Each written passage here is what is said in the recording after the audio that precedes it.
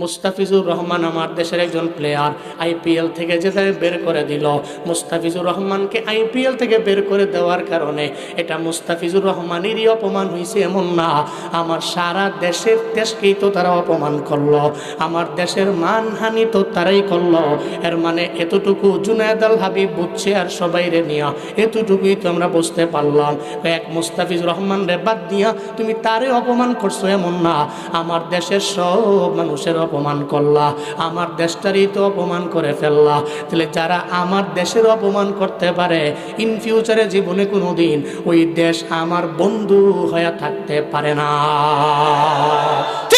ঠিক কিনা হুজুর? আপনি খেলা দেখেন, প্লেয়ারের বক্তব্য, বহু অনেক বেশি শিক্ষিত মানুষরা এই কথা মনে মনে বলতে পারে, হুজুর দিয়ে খেলি প্লেয়ারের গুণগান গায়। আমি তো প্লেয়ারের গুণগান গাই না, উদাহরণ দিলাম।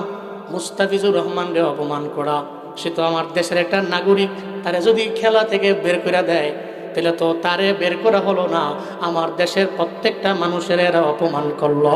আর আমার দেশের প্রতিবেশী রাষ্ট্র হওয়ার পরে যদি এই কাজ করতে পারে, তাহলে জীবনেও কোনো দিন তো এরা আমাদের শুভাকাঙ্ক্ষী হতে পারে না।